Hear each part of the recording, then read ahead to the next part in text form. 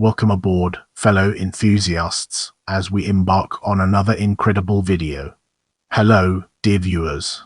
Get ready to expand your horizons as we delve into Time Will Pronounce.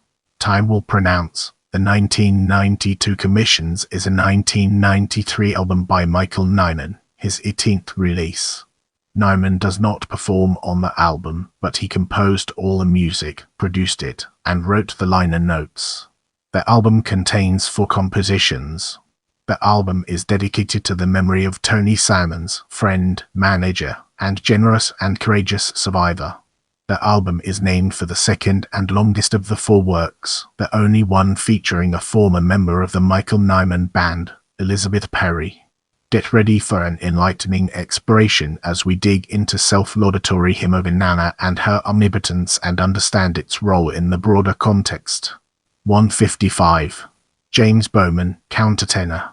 Fretwork William Hunt, bass viol Richard Campbell, treble viol Julia Hodgson, tenor viol Wendy Gillespie, treble viol Richard Boothby, bass viol assistant engineers Alex Marcoux and David Forty. Inanna is the queen of the heavens in the Sumerian religion. Nyman found the text on February 12, 1992. In a translation by Samuel Noah Kramer in Ancient Near Eastern Texts Relating to the Old Testament, edited by James B. Pritchard, 3rd edition with supplement, Princeton University Press, 1969, in the personal library of an Armenian friend. In the hymn, Inanna speaks proudly of all that her father, Enlil, has given her, and it takes the form of a list. Its audacity, shamelessness, and repetitive structure appealed to him, and thought it would be suitable for James Bowman's voice. He became even more interested in setting the work when he learned that Inanna is a well-known deity embraced by many feminists, and not obscure, as he had initially thought. Indeed, she superseded all Sumerian deities, male or female, by the end of the Sumerian civilization. In spite of the last stanza of the piece being the most repetitive, Nyman chose to use cadential diversity rather than repetition. The work was first performed June 11, 1992, at Christ Church, Spitalfields in London. The recording was made the following day at St. Augustine's Church. Get ready for a thought-provoking discussion as we delve into Time Will Pronounce and its impact on our understanding. 8:35. Trio of London. Elisabeth Perry, violin Melissa Phelps, cello Julian Jacobson, piano assistant engineer Chris Ludwinski. The title of Time Will Pronounce is derived from the closing lines of Joseph Brodsky's Bosnia tune. Nyman uses the word generally 5 times in describing the nature of the work: violin and cello independent of piano, alternating tempi without motivation, use of harmonics, and so on. The piece premiered July 14 at the Pittville Pump Room, Cheltenham. Let's zoom in on the convertibility of lute strings and understand its implications. 306. Virginia Black, harpsichord engineered by Tony Faulkner.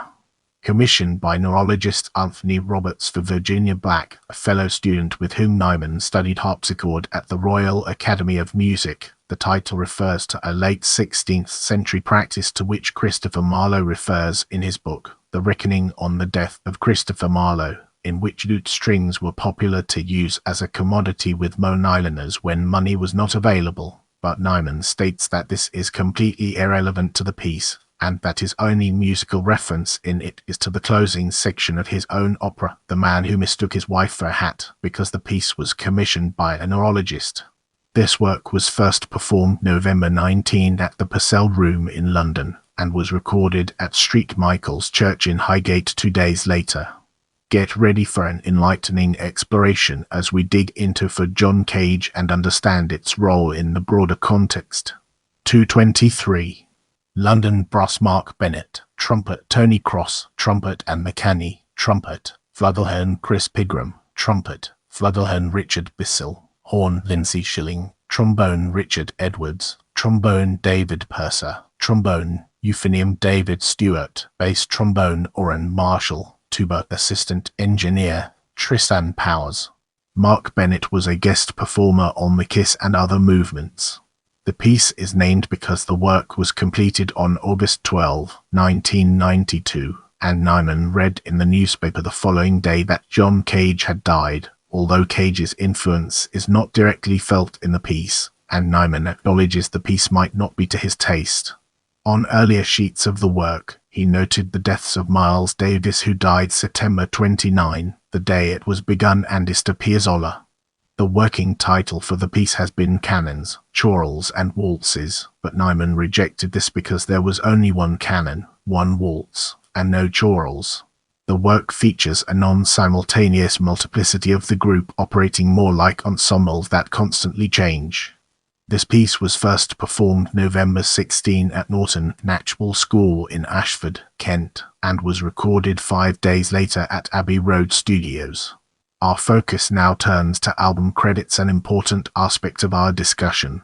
Produced by Michael Nyman and Michael J. Dutton, engineered by Michael J. Dutton 1, 2, and 4 tape editors, Michael Nyman and Michael J. Dutton, mixed and edited at Kitsch Studios, Brussels. Assistant engineers mixing editing Brussels, Bruno Stevens, Dennis Worthy, Sebastian Lambrecht's final editing and mastering on the Sonic Solutions mastering system at Abbey Road Studios by Peter Mupi, and cueing coding by Peter Ubbins at Abbey Road Studios publishers, Chester Music, Telemusic Limited. Art direction, David Smart. Photographic art direction and design, Joe Ewart. For Society cover photo, John Beller's artist representative, Nigel Barr.